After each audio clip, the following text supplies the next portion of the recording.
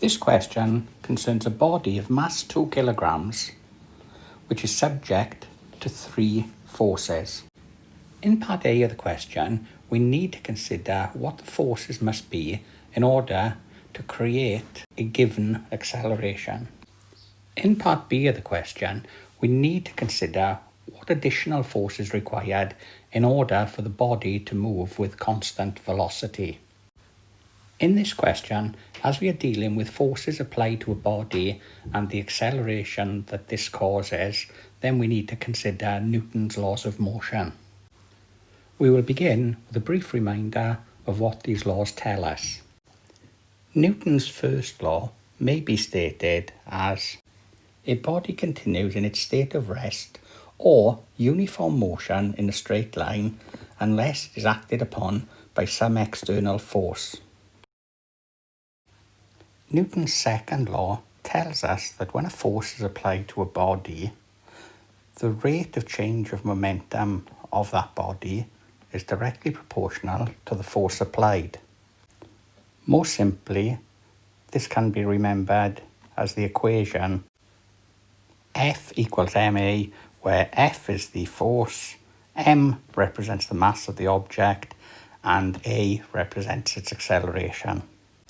We should also remember that F and a are vector quantities, and so they act in the same direction. Newton's third law is often stated as: for every action, there is an equal and opposite reaction.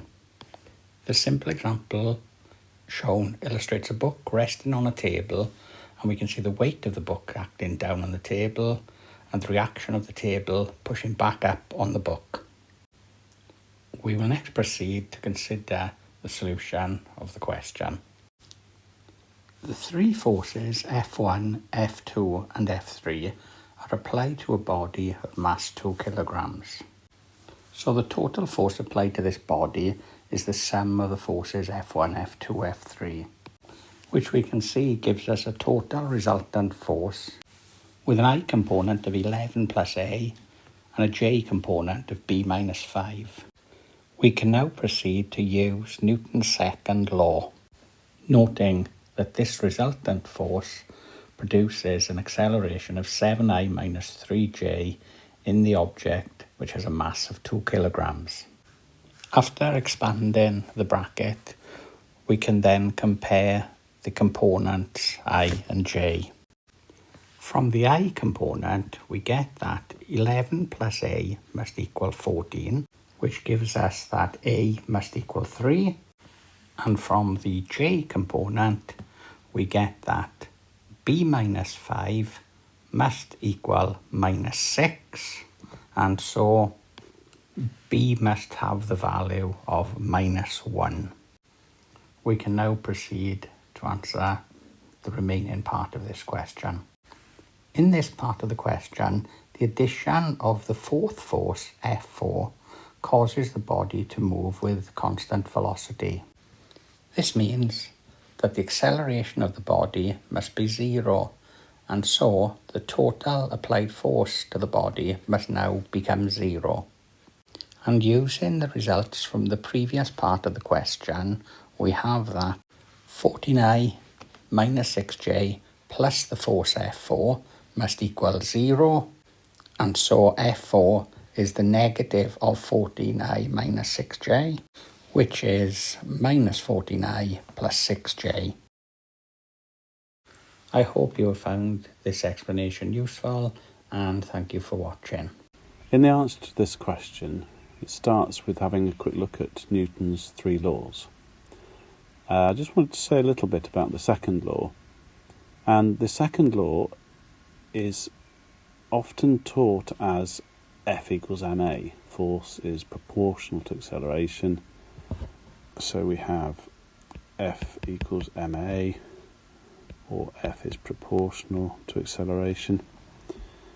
But another way of translating what Newton wrote is that the rate of change of momentum of a body is proportional to the force applied. So that becomes force is proportional to, and with the correct units we can turn that into equals to the rate of change, and we link into calculus here. When we're looking at the rate of change, we're looking at the change with regard to time of the momentum, and momentum is mass times velocity. Now within mathematics specifications, momentum is actually in further maths, so if you're studying further maths you may have come across it, but it is very much in the physics A-level syllabus, so if you're studying physics you will have come across or will come across momentum. But the other link of this is into A2 mathematics, where we look at the product rule. The product rule is what we do when we have two functions being multiplied together. So in this situation we're thinking of mass as a function of time, and we're thinking of velocity as a function of time, meaning that they can vary with time. So what the product rule does, which is quite nice, is we take one function and differentiate the other, and multiplied, and then we take the other function, multiply that by the first function differentiated. Now, when m is constant, then m of t is just a value, and dm by dt is 0. So in this circumstance we have f equals m dv by dt, and dv by dt is acceleration, so we get f equals ma. And we could have this in vector form all the way through, but I'll just reiterate with regard to the question that that is a vector situation. Right, now if the mass is not constant, then dm by dt will not be 0, and so we will have f equals ma plus v times dm by dt. Now, as you might imagine, it's much more complicated than this in reality, but this equation is some way towards rocket science.